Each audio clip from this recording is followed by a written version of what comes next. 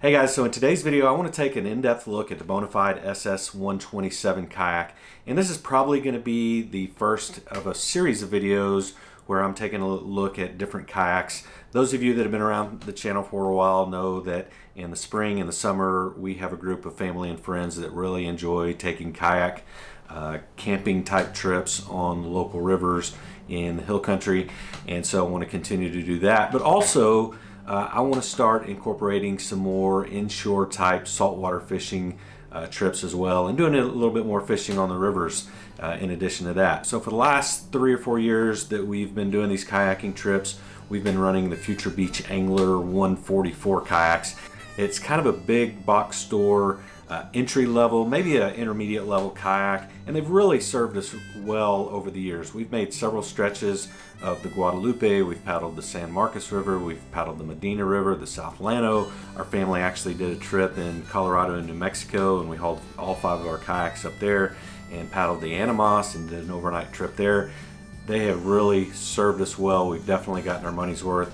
But I'm kind of starting to take a look at some different models and getting kind of the itch to upgrade to more of a premium and more of a fishing type kayak. So in this first video I want to take a look at the specs and the features and a little bit of the performance metrics of the Bonafide SS127, and then we'll compare that to other kayaks as well. So I was able to borrow from my friend Les and his daughter Katie the Bonafide SS127. Les paddles the Jackson Coosa, so I was able to take a look at it, and we'll do kind of an in-depth look at that kayak as well. Mary and Kevin have Wilderness Systems kayaks, so I hope to get a look at those. Colette actually has a Brooklyn kayak, so I may get to paddle that. I've got another friend of mine that has Diablo kayak, and so I may be able to get my hands on that one as well. All right, but today we are going to take a look at the Bonafide SS127. So after paddling around for a while, you can definitely tell that this kayak was designed by and for fishermen, and that's kind of its primary purpose, but it's surprisingly nimble in certain situations as well. All right, so let's talk first about the specs of the kayak. It is 12 feet 7 inches long. It's 33 3/4 inches wide.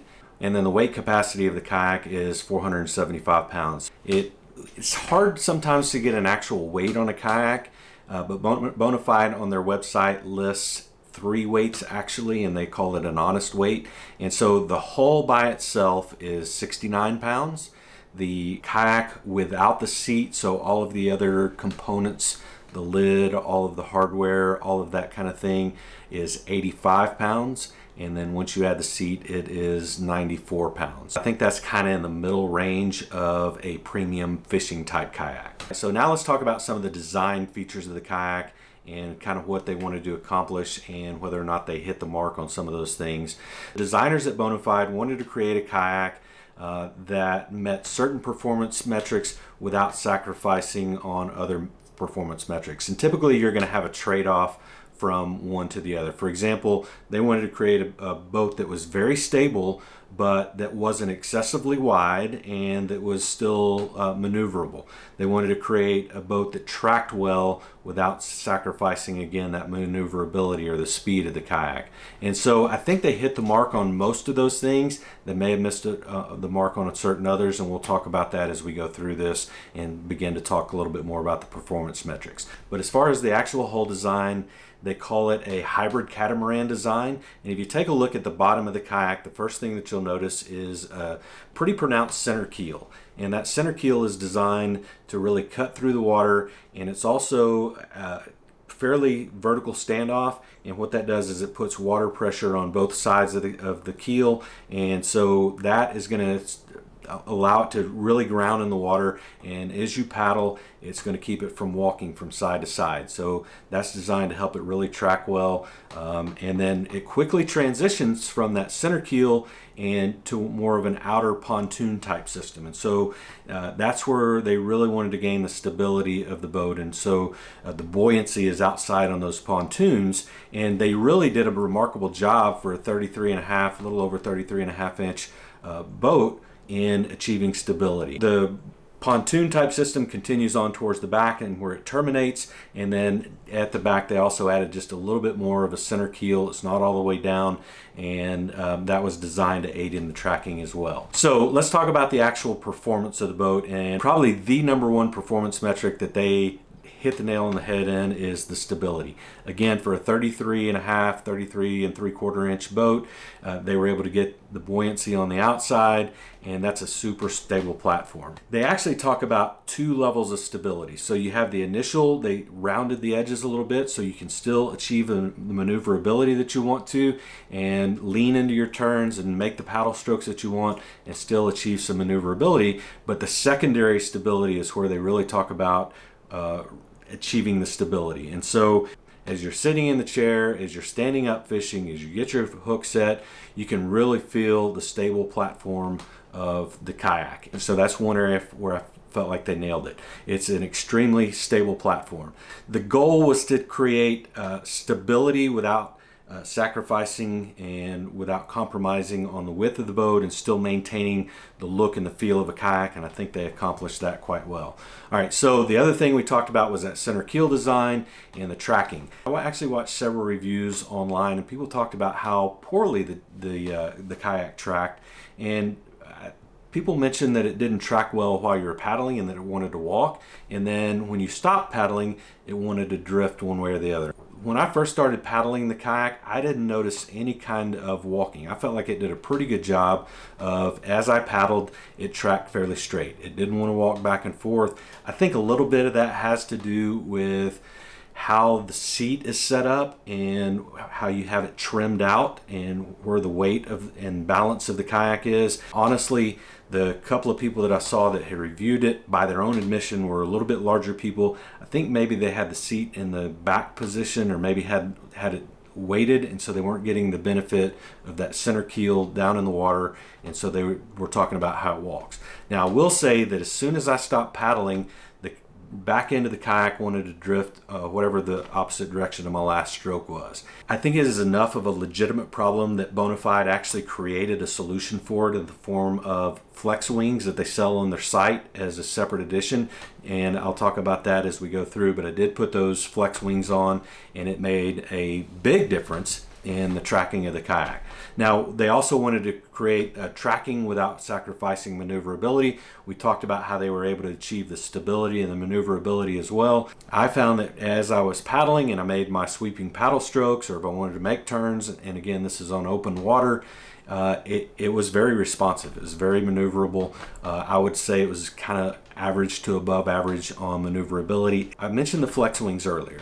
And so I actually bought some flex wings to put on Les's kayak, and I put those on there. They fit actually underneath the keel guards, and what it does is designed to ground the back end of the boat so that when you're paddling, again, it doesn't walk, but also when you stop paddling, it continues to glide straight forward. And I found it worked remarkably well in that regard. However, it did come at the expense of some maneuverability of the boat. Now, one thing that I haven't tried that I think would work well as well is either a skeg type system or a rudder, and they do make a rudder for it. I haven't had a chance to test that, but I would think a rudder would be the ideal solution to be able to get the tracking that you're looking for without sacrificing the maneuverability, and probably improve the maneuverability if you got that rudder to steer you one direction or the other. All right, so as far as speed goes on the kayak, I didn't really have any way to test the actual speed of it. I just paddled in a straight line. I think as I paddled, I would say it was average to above average on the speed. It certainly was an exceptional speed, but considering the size of the boat, I think they did a more than adequate job of being able to maintain speed relative to the stability and the maneuverability of the boat. All right, so I mentioned that stability was probably the number one performance metrics of the Bonafide SS127, and I would say that that's followed closely by the comfort metric. It's an extremely comfortable kayak. I really enjoyed the seat in it. There's 3 positions front to back that you can put the kayak in the low position, but you can also raise it into a high system. It's going to help with comfort in your leg position. It's going to assist with being able to stand up in the kayak, and so I really like the design of the seat system there. I found it extremely comfortable. So we've talked about the specs of the kayak, and we've talked about the whole design and the whole geometry and the performance metrics of the kayak, but let's talk about some of the design features on the top that are going to add to the fishability, the comfort, and the enjoyment of the kayak itself. And I'm going to kind of go through this list of some of my favorite aspects. It's not by no means all-inclusive, but just some of the things that I really like about this kayak, and especially compared to some of the other ones that I paddled. I think the first one that we've kind of already mentioned is going to be the comfort. It's extremely comfortable, the seat in it, and so I'm not going to spend a whole lot more time on that. I think the second thing that we'll talk about is the open cockpit design of the kayak. And so as I'm fishing, I know a lot of kayaks kind of have a molded in, almost a console or something in the front, or cup holders or that kind of thing. And while that's kind of a personal preference, I really like the open design of the cockpit of the Bonafide SS127. There's plenty of room to stand. I can kind of walk around in it a little bit. Now, you're not going to walk around a lot, but I can move my feet around, I can shuffle, I can turn around. I can stage rods right in the center if I want to. One thing I didn't mention on the seat design that I'll talk about later is it has a junk drawer that fits underneath the seat, and molded into that junk drawer are some slots where you can put the butt of your rod in. And then the front hatch itself has grooves in it that allow you to stick your rods in and hold them in place and keep them separated. Kind of along those lines, and kind of the staging the rods that we talked about, there's also in the front, or a couple of channels on either side, and then a paddle strap. And it allows you to stick your paddle in the front and then lay it down across your seat. Your paddle is always ready, whether you're standing or whether you're sitting, and so you can have easy access to it. But those channels along the side also run underneath that strap, and what that allows you to do is slide your rod tips underneath it, and it keeps them protected. One of the biggest challenges that we run into on our river trips is it seems like we always certainly have broken or lost our fair share of rods as the current sometimes takes you up underneath blown down trees or bushes or other things. Those rod tips can get caught in there, and again, we've lost or broken a lot of rods. So having those channels keeps the rod tips protected. You can bring your rod straight back, and then it sits down. There's a little channel that it sits in. You can use your paddle strap to lash your rod down and keep it protected, or to keep it staged, as we talked about before. So one of the really unique designs of the hatch lid on the Bonafide SS127 is that it has latches on either side, and so you can actually open it and hinge it from the front, or you can hinge it from the rear. And what this allows you to do is, by opening it from the front and raising it in, it gives you direct access into the hull for if you have let's say you have a backup paddle that you want to store in there. It's got a nice large opening, so you can slide your paddles in there. You can also slide your rods in there, or as you're traveling, if you want to store them underneath the hull to keep them protected, it allows direct access into the hull. You can also open it from the other side. As you're on the water in the seat, if you want to walk up and need to grab something out of it, it opens from the other side, so you're not having to reach over the lid if it were to only open from the front. So I really like the design of that. I like the large opening of it. Of course, there's a nice gasket around it, so it stays waterproof, so that you don't have to worry about anything within the hull getting wet. I already mentioned the underseat storage, or the junk drawer that's in there. I think that is a really well thought out thing. It sits on a track so that you can actually slide it in and out from underneath the seat. If you want to put your lures in there, you can keep your pliers, your fish gripper. Again, it's a junk drawer, so any number of things that you want to put in there. I just think that's a really well thought out design. All right, so the other thing that I really like about the Bonafide is the number of gear tracks that it's got. So the great thing about gear tracks is they really allow you to make your kayak versatile and to make it custom for yourself in the way that you like to fish. So if you have electronics, if you want to run a fish finder, you can mount those on there. You can put a cup holder, you can put rod holders, you can put camera arms and camera gear, so if you want to mount those. And so there's gear tracks in the front that run across kind of the front and the center of the kayak on either side. You have them towards the front that run along the rails in the side of the kayak. You have them kind of to the side of you and behind, and so there's any number of places that you can add whatever options that you want to for gear tracks. One of the things that our family and friends really like to do is take overnight kayak and camping trips, and so the underhull storage of this boat is, allows for your sleep system, for your cook systems, for any number of things that you want to take on that trip that you don't need access to immediately on the water, that you want to store under the hull, things that you want to keep dry. There's plenty of storage space for that. So on the other side of the kayak is the rear tank well, and the kayaks that I've been using have had kind of a front hatch and a rear hatch, and this one only has the front storage or the front hatch to access the whole storage, but it's got a really big and deep tank well in the back. And so behind the seat, for things like a milk crate, if you want to use a milk crate with rod holders for fishing, for coolers, if you want to carry your coolers in the back. So I thought I really would have preferred having another hatch access or hole access in the back, but I think I really prefer having that tank well storage in the back, so anything that I may need access to more than in the hull, and still have plenty of storage or plenty of places on the boat for those. All right, so a couple of other things that I didn't mention that I really think are well thought out is number one is the foam decking, and that serves a couple of different purposes. Number one is it allows you to have a little bit better traction. So one thing is you're standing up in your kayak and the kayak gets wet. It makes it a little bit slippery if you're standing on plastic. And so having that is going to allow for a little bit better traction. It's also going to allow for a little bit cooler. So if you're standing barefooted, a lot of times in the sun, that plastic can actually get hot. And then I think the third thing that it does, and probably the most important, is as you're maneuvering, as you have different things that different baits, and you're changing those baits out, or your pliers, or anything that you might drop in the floor, it's going to dampen the noise that might spook fish. So when you're fishing, a lot of times those fish are really sensitive to banging or loud noises on the side of the boat, and so that is going to dampen the noise and is a really nice feature to have on any kayak. The thing that I haven't mentioned is the dry pod that's in the front. So it's a dry pod storage system. It's actually a removable storage system that you can lift out. What a lot of people will do on that is they'll actually mount their fish finder, their electronics to the front, and then they'll put their battery and their cables and actually mount their transducer to the bottom of it. They can latch that in, and then if they're staying overnight somewhere or at a hotel or traveling, they can remove that, put it in the cab of the truck to keep it safe.